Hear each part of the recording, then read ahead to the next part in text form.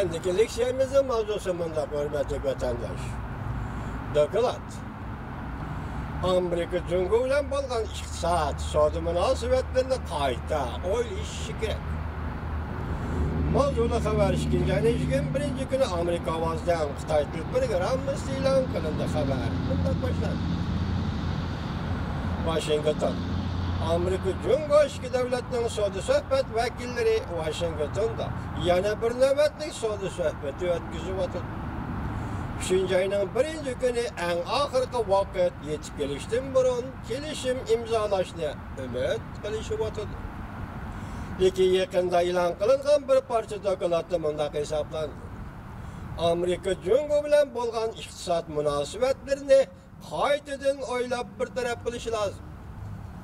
Dokladda bunday taklif berildi. Cumhuriyet adolatsiz savdo qiliqlari va siyosatlarini o'zgartirishdan burun Amerika besim ishlatishni davomli saqlab qolishi, tamoyil bejini bekor qilish talablarini cheklashi lozim. Amerika besim ishlatishni davomli saqlab qolishi, tamoyil bejini bekor qilish talablarini rad qilishi lozim. Amerikaning tadqiqot organlari Davlatlik Osiyo tadqiqot idorasi Amerikaning Cumhuriyetga qaratgan strategik siyosatini o'zgartirish iqtisod qatlami maxsus guruhi e'lon qilgan dokladda Cumhuriyetning savdogarlarcha Leninizmlik iqtisod siyosatining manbagi izlanib, o'zgarish va ta'siriga izlanib, Amerika Cumhuriyetining siyosatlariga asoslanib, nishonni qandoq belgilashni o'ylash kerak. Dokladda navbatdagi savdo qatmanligi va suhbat kishini qanoatlantiradigan savdo manzilasi yaratishga izlandi. Aaron Breitbart Amerika Cumhuriyeti iqtisod munosabatlarini qaytadan tekshirish kerak dedi. O'tgan yil 5-oyda qurilgan maxsus guruh buning o'rtaq mas'uli Aaron Breitbart bir parça bayonotida bunday ko'rsatdi. Biz Cumhuriyet Amerika savdo munosabatlarini bir taraf qilishning usullarini qayta o'ylashimiz kerak. Gerçi vaqtliq bo'lsa-mu, savdo masalasini hal qiladigan chora yarata olsakmi, Amerika Cumhuriyeti qaramoqqa savdo va texnika masalalarida so'rkilish kun sayin eg'irlashayotgan bir mezgilda, balki davlat iqtisodi va yangilik yaratish sistemasida zo'r darajada ayrılib ketishga qarab menishi mumkin. Charles Bostani Amerika Cumhuriyeti o'rtasiga talash tortishlar texnik cho'nqur qatlamda elishning bir qismidir, dedi. Maxsus guruhning yana bir nafar mas'uli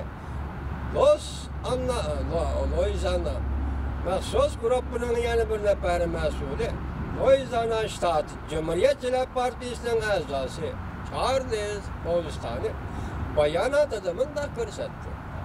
Navbatda Amerika Cumhuriyeti davlatining savdo mablag' solish va texnika sohasidagi talash tortishlari tubdan o'xshamaydigan ikki xil dunyo qarash va ikki xil raqobatlashish sistemasi o'rtasida texnik cho'nqur qatlamda elishishning bir qismidir.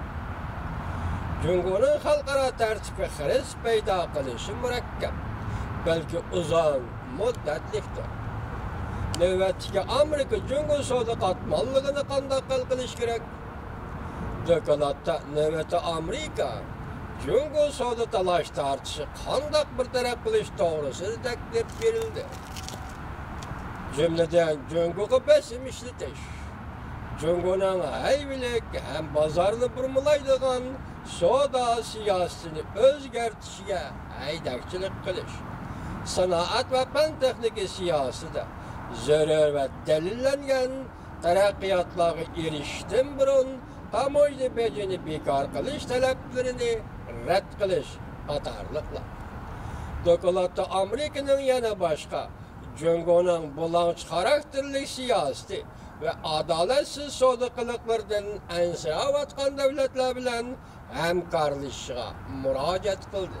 Amerika hamkorlashish kerak shunday ziyonkashlik uchragan davlatlar bilan.